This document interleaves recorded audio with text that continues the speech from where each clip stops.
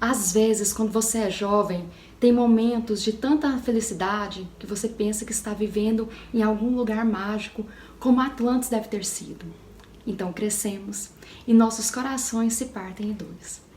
Sejam bem-vindos mais uma vez em Insônia Literária e hoje falaremos sobre Hearts in Atlantis, de Stephen King.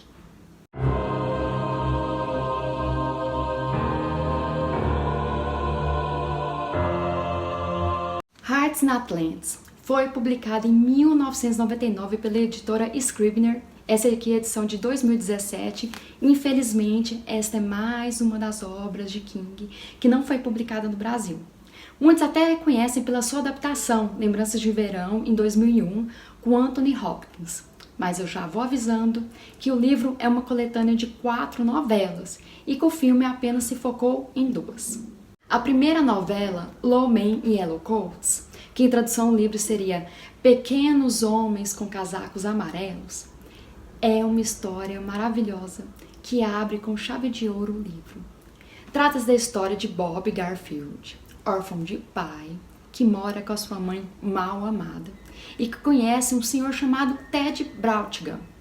E eles se tornam muito amigos e George acaba se envolvendo em uma missão que a princípio ele pensa que faz parte da imaginação de Ted, porque ele tem que procurar evidências que mostram que esses homenzinhos de casacos amarelos não estão por perto, com o fim de proteger a vida do seu melhor amigo. Acontece que todos os fãs da Torre Negra vão ficar boquiabertos, pois esse conto faz parte da Torre Negra, pois Ted Brautigan não é nada mais e nada menos o Ted, o sapator, que encontra o Roland e seus pistoleiros e os ajudam no último livro da Torre Negra. A segunda novela é o título do livro, Hearts in Atlantis, ou Corações em Atlântida. E eu, Lana, tive alguns probleminhas com ele. Porque como se trata de um narrador-personagem, a princípio eu pensei, aliás, eu jurei que era o Bob contando sobre sua época na faculdade. Mas chega uma parte que ele diz que conhece uma garota chamada Carol. Aí a cabeça me ia dar um nó, tipo, como assim ele conhece a Carol? A Carol era a namoradinha de infância dele.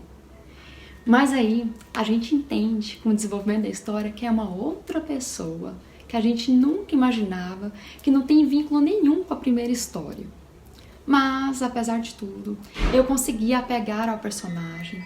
Gostei da narrativa lá pela metade da história, que começou a falar um pouquinho sobre a Guerra do Vietnã e também mais sobre a juventude da Carol Gerber. A terceira novela é o Blind Willie, ou Willie o Cego, e é sobre um dos personagens que fizeram parte da infância do George. Aliás, a parte ruim, né? Que ele não era uma boa pessoa. E eu não vou mentir pra vocês, eu odiei a história. Nossa, e é muito difícil falar, não gostei desse conto, não gostei disso. Eu simplesmente não gostei de jeito nenhum. Acontece que o conto tinha tudo pra ser bom, porque falava de um adolescente muito ruim, né, da primeira parte lá do livro. Mas acontece que não aconteceu nada. Eu jurei, à medida que eu ia lendo, quem lê eu acho que pode ter essa mesma sensação, que mostra que ele estava levando uma vida dupla e que ele no mínimo seria um serial killer. Gente, e nada acontece demais.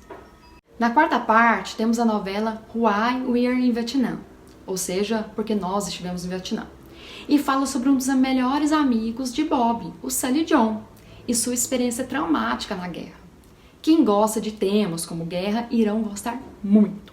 Eu particularmente não gosto, mas apesar de tudo, apesar daquelas enroladinhas tradicionais de King, a história sim, a história é boa e faz a gente querer ler até o final para descobrir o que está acontecendo. E na quinta e última parte temos Heavenly Shades of Night Are Falling, que seria As Sombras Celestiais da Noite Estão Caindo. E aqui, Bob Garfield volta à sua cidade, onde ele passou toda aquela história com seus amigos e com Ted, com o fim de se reconectar com o passado e também presenciar um evento lá que eu não posso falar pra vocês, senão vai estragar a surpresa.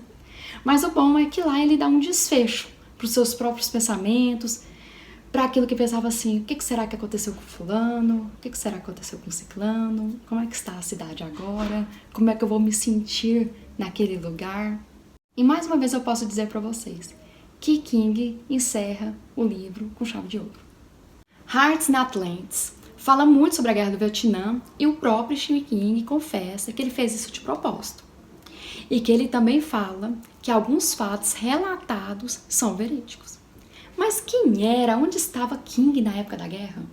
Stephen King havia se formado na Universidade do Maine em Orono em 1970, 3 anos antes dos Estados Unidos encerrarem formalmente seu envolvimento no Vietnã.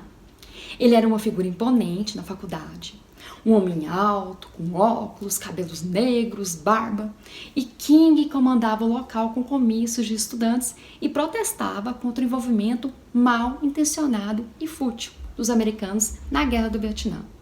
Para vocês terem uma noção, em uma foto do anuário podemos ver Stephen King em uma pose raivosa, um braço erguido, enquanto ele convoca os alunos a se envolverem e denunciarem a guerra. Para sua sorte, Stephen King nunca viu o Vietnã, porque ele foi reprovado no exame do exército. Por quê? Porque ele tinha pressão alta, pés chatos, tímpanos estourados e além de uma visão horrorosa. No final da guerra, os Estados Unidos fugiu do Vietnã com o rabinho entre as pernas e com mais de 58 mil mortos, além de 303 mil soldados feridos e traumatizados.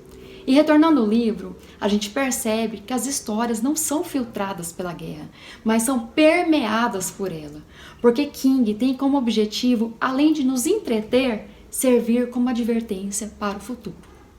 King também escreveu outra história que faz parte dessas meditações sobre a Guerra do Vietnã e suas consequências, lógico, mas que permanece inédita, é o Esquadrão D.